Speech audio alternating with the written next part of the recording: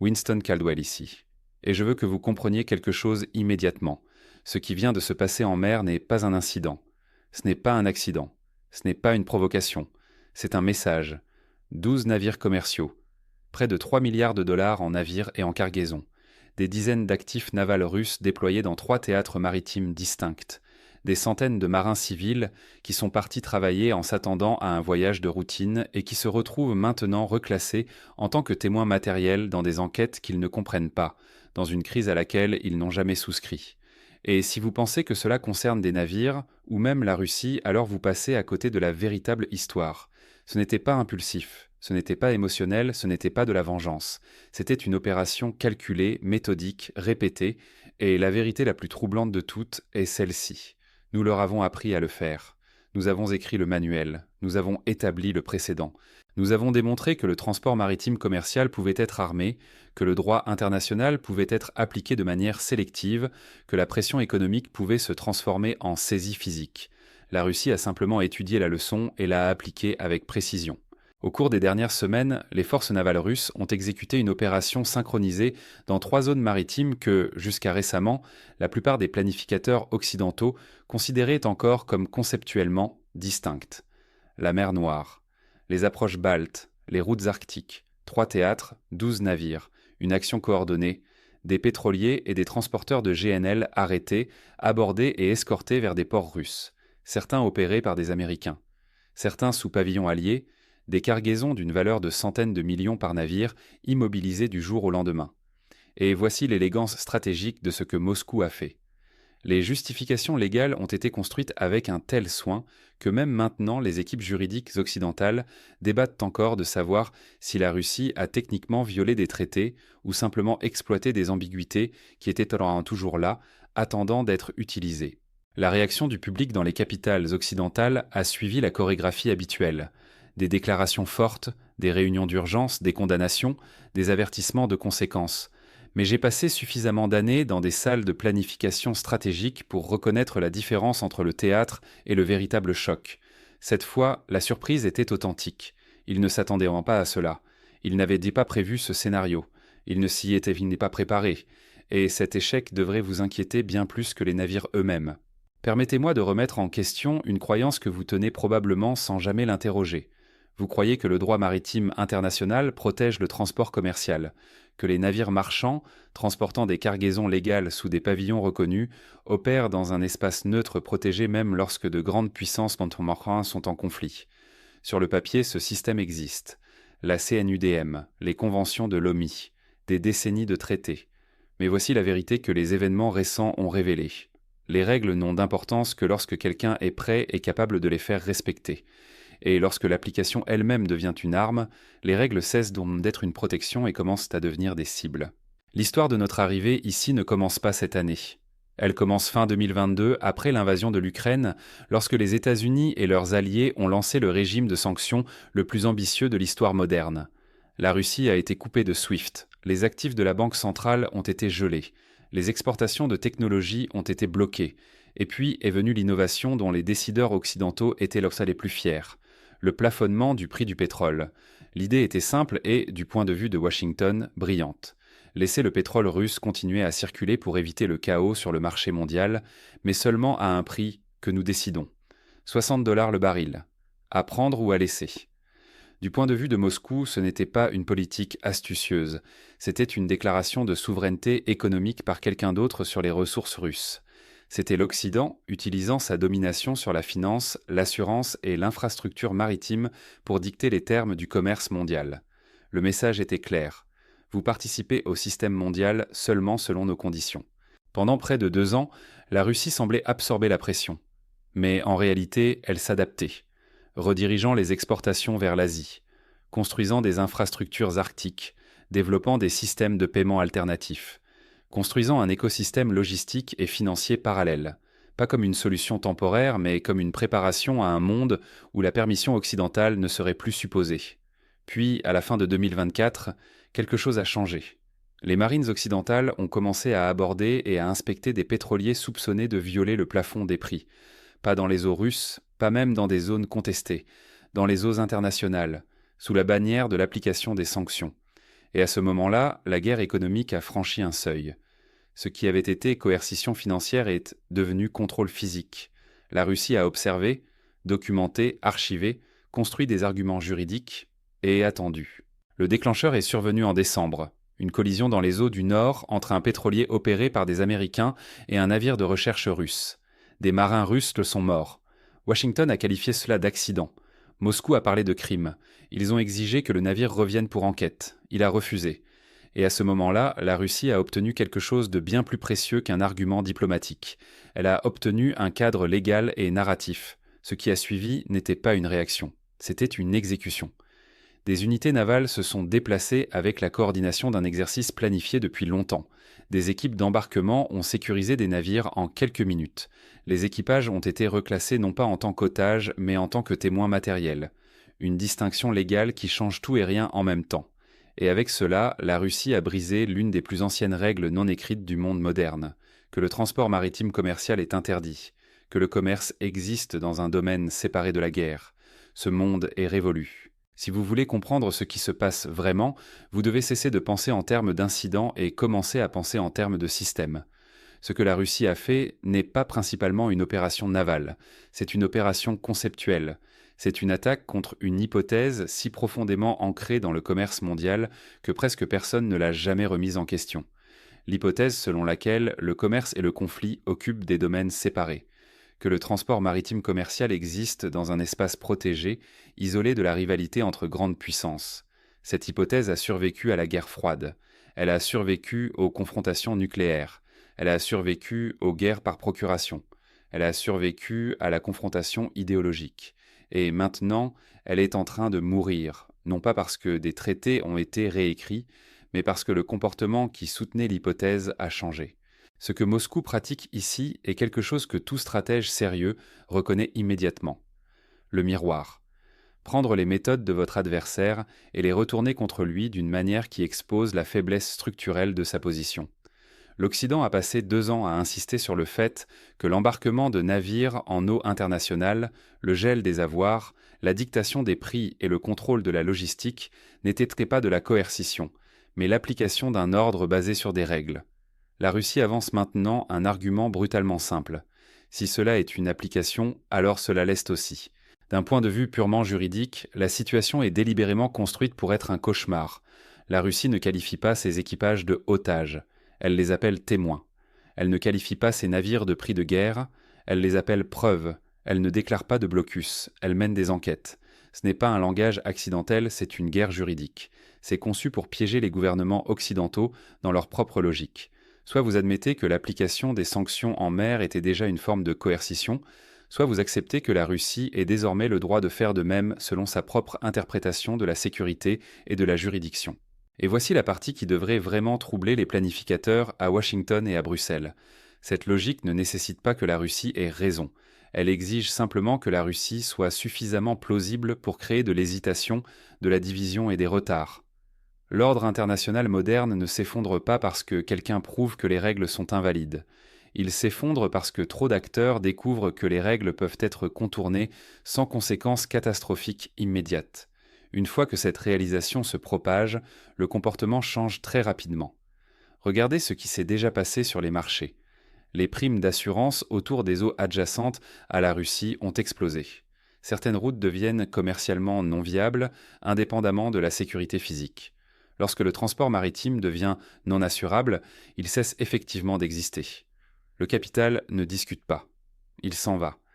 Et lorsque le capital s'en va, les chaînes d'approvisionnement se fragmentent. L'Europe découvre quelque chose de profondément inconfortable. Elle croyait avoir échappé à la dépendance énergétique vis-à-vis de la Russie. Mais la logistique énergétique ne concerne pas seulement les molécules. Elle concerne les routes, les ports, les assureurs, les contrats, la tarification des risques et l'exposition politique. Vous pouvez changer de fournisseur et rester vulnérable à la géographie du transit. Et maintenant, considérez qui d'autre observe cela. La Chine regarde très attentivement. L'Iran aussi. La Corée du Nord aussi. Chaque puissance régionale qui a longtemps ressenti du ressentiment face à la capacité de la marine américaine à surveiller les biens communs mondiaux, tandis que leur propre influence reste contrainte.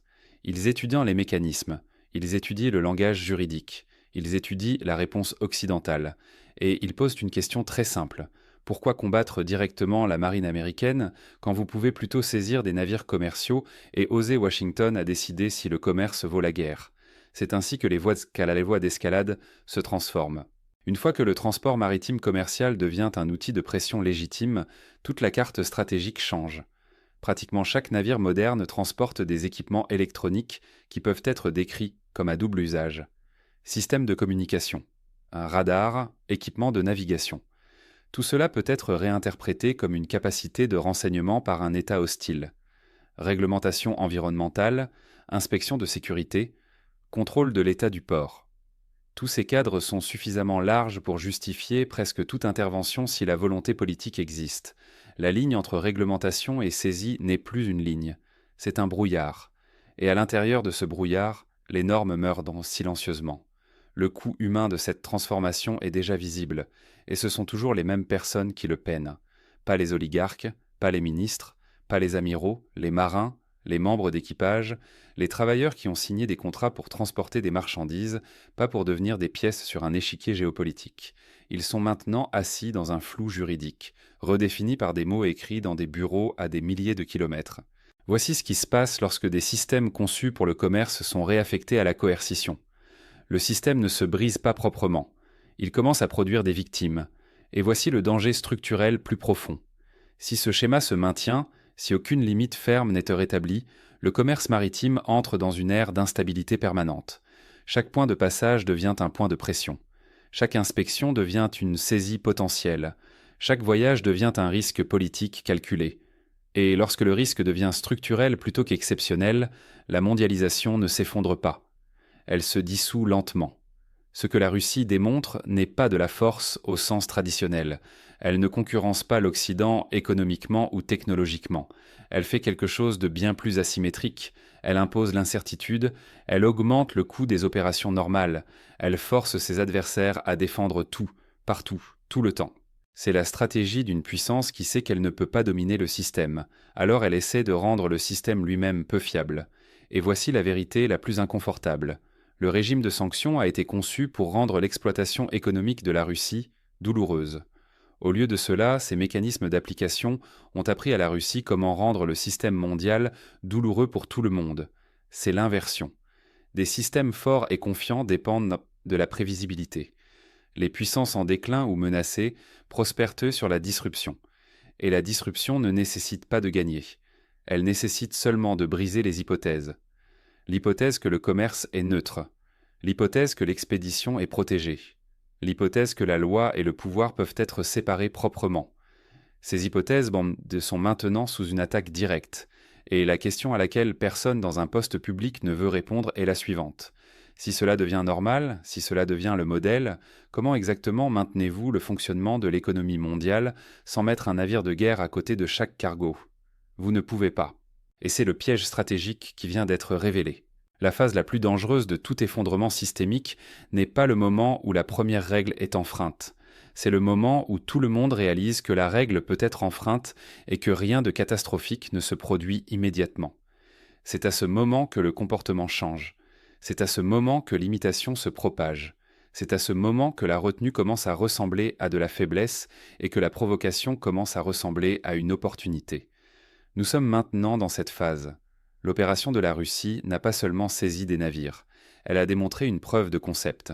Elle a montré qu'une grande puissance peut interférer avec le transport maritime commercial dans plusieurs théâtres sous un récit légal et survivre à la première vague d'indignation diplomatique. Pas de représailles militaires immédiates, pas de contre-attaque économique unifiée, pas d'application de lignes rouges, juste des déclarations, des consultations et un langage prudent. C'est ainsi que de nouvelles normes naissent, non pas par accord, mais par répétition. Dans les cercles stratégiques, tout le monde comprend ce qui vient ensuite, pas parce que quelqu'un le souhaite, mais parce que les incitations pointent désormais dans cette direction. Une fois qu'un acteur démontre que l'outil fonctionne, d'autres commencent à demander comment l'adapter à leurs propres circonstances. La Chine n'a pas besoin de bloquer toute la mer de Chine méridionale pour changer les comportements. Elle doit seulement rendre quelques transits incertains. L'Iran n'a pas besoin de fermer le détroit d'Ormuz, il doit seulement rendre les assureurs nerveux. La Corée du Nord n'a pas besoin d'une marine en haute mer, Elle doit seulement créer un précédent qui fait exploser les calculs de risque. C'est ainsi que la pression est exercée au XXIe siècle, non pas par un arrêt total, mais par une imprévisibilité sélective. Et l'imprévisibilité est un poison pour les systèmes qui dépendent du flux. Le commerce mondial n'est pas résilient parce qu'il est fort, il est résilient parce qu'il est ennuyeux, parce que les routes sont prévisibles, parce que les risques sont évalués, parce que les retards sont des exceptions plutôt qu'une structure. Une fois que cela change, une fois que l'incertitude devient structurelle, le système commence à se fragmenter même si aucune crise unique ne semble fatale. Nous voyons déjà les premiers signes. Des contrats énergétiques réécrits avec des clauses géopolitiques. Des entreprises de transport maritime qui redirigent discrètement. Des investisseurs qui exigent des rendements plus élevés pour l'exposition au risque de transit. Des ports reclassés dans les modèles de risque. Rien de tout cela ne fait la une des journaux. Tout cela change le comportement. C'est à quoi ressemble le stress systémique avant de devenir visible au public. Et l'Europe est la plus exposée. Depuis des décennies, la prospérité européenne reposait sur une hypothèse cachée, que les routes commerciales resteraient entouvertes, que la sécurité maritime serait garantie par quelqu'un d'autre et que la géopolitique resterait compartimentée. L'énergie pouvait être séparée de la stratégie. La logistique pouvait être séparée de la politique de puissance. Ce monde n'existe plus. Même si aucun navire supplémentaire n'est saisi, le marché de l'assurance a déjà redessiné la carte.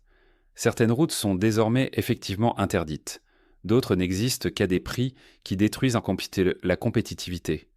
Les industries qui dépendent de la livraison juste à temps ne peuvent pas survivre dans un monde où le risque de transit fluctue avec les gros titres politiques. Et voici le paradoxe stratégique. Plus l'Occident essaie de protéger chaque route, chaque expédition, chaque transit, plus il étire ses propres ressources. La puissance navale est finie, l'attention est finie, le capital politique est fini. Vous ne pouvez pas escorter le monde entier. C'est pourquoi cette tactique est si dangereuse. Elle ne cherche pas une victoire décisive, elle cherche l'épuisement. Un système confiant joue en attaque, un système stressé joue en défense partout à la fois. Regardez maintenant la couche plus profonde. L'architecture juridique. Le droit maritime international n'a jamais été auto-exécutoire. Il a fonctionné parce que les grandes puissances ont convenu, implicitement, de ne pas tester ses limites trop agressivement. Il a fonctionné parce que la retenue faisait partie du système.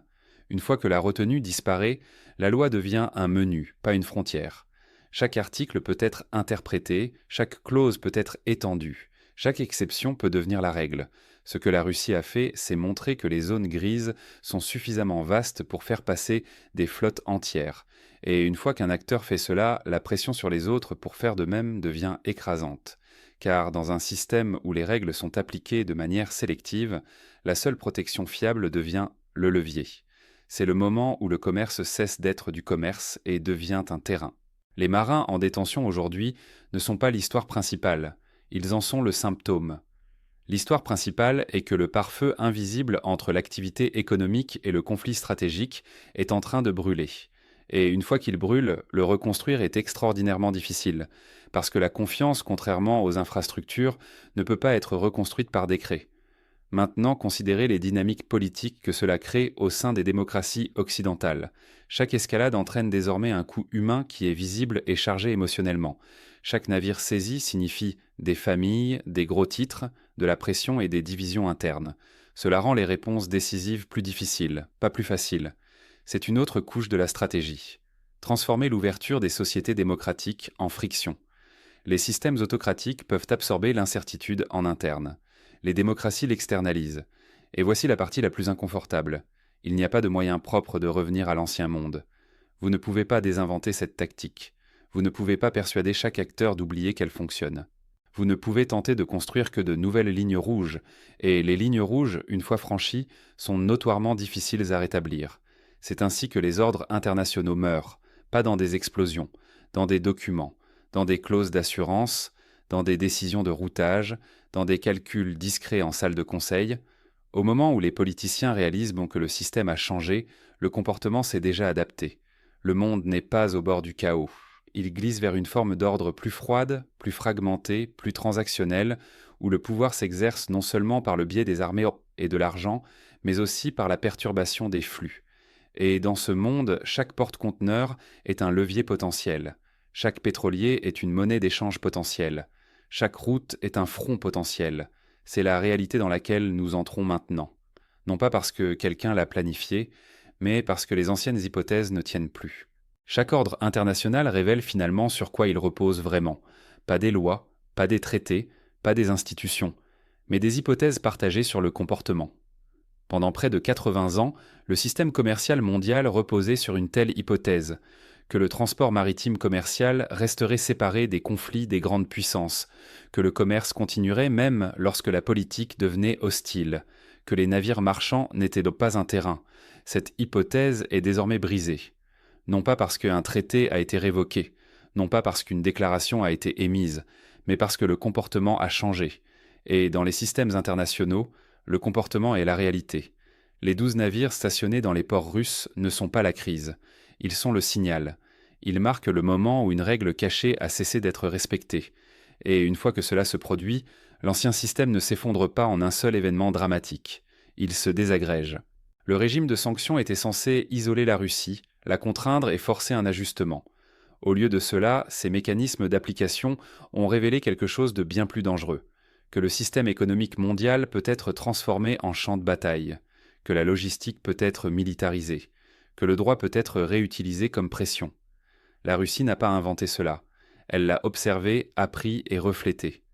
Ce n'est pas un signe de force, c'est la stratégie d'une puissance qui sait qu'elle ne peut pas dominer le système et qui cherche donc à rendre le système peu fiable. Et les systèmes peu fiables ne produisent pas de gagnants, ils produisent ça de la fragmentation. Nous voyons déjà l'architecture précoce du Nouveau Monde, des blocs commerciaux régionaux, des chaînes d'approvisionnement redondantes, une logistique politiquement filtrée, des routes énergétiques choisies non pas pour leur efficacité, mais pour leur contrôlabilité. Un capital qui ne cherche plus le rendement maximal, mais la survie maximale. C'est à quoi ressemble réellement la déglobalisation. Pas de slogan, pas de discours, des primes de risque.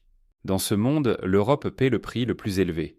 Son modèle économique a été construit sur l'ouverture, sur le flux, sur l'hypothèse que les voies maritimes seraient toujours là, protégées en silence. Cette hypothèse n'a été inscrite dans aucun traité. Elle a été écrite dans des décennies de comportement des autres. Cette époque est révolue. Et les États-Unis font face à un dilemme différent mais tout aussi sérieux. Vous ne pouvez pas surveiller chaque navire. Vous ne pouvez pas garantir chaque route. Vous ne pouvez pas dissuader chaque acte ambigu sans finir par traiter l'ensemble de l'océan comme un champ de bataille. Le pouvoir qui essaie de défendre, tout finit par s'épuiser. Voici la tragédie stratégique. Il y avait d'autres voies. Les sanctions auraient pu rester financières, la pression aurait pu rester indirecte. Mais une fois que l'application physique est entrée dans le domaine maritime, le pare-feu a été franchi. Et les pare-feux, une fois franchis, ne se reconstruisent pas poliment. Maintenant, la question n'est pas de savoir comment revenir à l'ancien ordre. Cela n'est plus possible. La question est de savoir si un nouvel ensemble de frontières peut être négocié avant que l'imitation ne se propage trop loin. Parce que le danger n'est pas que tout le monde commence à saisir des navires demain. Le danger est que tout le monde sait maintenant qu'il peut le faire. Et cette connaissance seule change les calculs. C'est le genre de changement qui ne se manifeste pas immédiatement dans les chiffres du PIB ou les statistiques de commercial. Cela se manifeste dans le comportement, dans l'hésitation, dans les retards, dans les détours, dans le surdimensionnement, dans la redondance. Et la redondance est coûteuse. La prospérité mondiale a été construite sur un miracle très fragile, que les biens pouvaient en circuler à bas prix, de manière fiable et prévisible à travers le monde. Rompez la prévisibilité et le miracle devient un souvenir. Ce que nous sommes en train de vivre n'est pas l'effondrement du commerce, c'est la militarisation du commerce. C'est bien plus corrosif. Dans un système commercial militarisé, chaque expédition comporte un risque politique. Chaque escale portuaire est une exposition stratégique. Chaque contrat d'assurance devient un document géopolitique. Et dans un tel monde, le pouvoir ne va pas à ceux qui produisent le plus. Il va à ceux qui peuvent interrompre le plus. Ce n'est pas un équilibre stable. C'est un monde constamment sur le fil du rasoir. Revenons maintenant au niveau humain, car les systèmes sont faits de personnes. Les marins en détention ne sont pas des abstractions. Ils sont les premières victimes visibles de cette transition. Pas parce qu'ils ont fait quelque chose de mal, mais parce que l'espace dans lequel ils travaillaient a été redéfini sans leur consentement. Lorsque le commerce devient un levier, les travailleurs deviennent des otages de la stratégie. C'est toujours ainsi que cela commence. Et voici la dernière vérité inconfortable. L'ancien ordre n'a pas survécu parce qu'il était juste. Il a survécu parce que les acteurs les plus puissants croyaient qu'il était dans leur intérêt de le préserver. Si cette croyance est disparue, aucune institution ne peut le sauver. Les navires dans les ports russes sont des cas d'essai. Les réponses à ceux-ci détermineront si cela devient un épisode ou un modèle, que de nouvelles frontières soient tracées, ou si le monde accepte silencieusement que les océans ne sont plus neutres. Et une fois que les océans ne sont plus neutres, la mondialisation telle que nous la connaissions est terminée. Pas avec un fracas, avec un avis de redirection, avec une clause d'assurance, avec une évaluation des risques, avec une décision discrète dans une salle de conseil. C'est ainsi que les époques se terminent. Pas quand quelqu'un l'annonce, mais quand tout le monde commence à se comporter comme si c'était déjà le cas.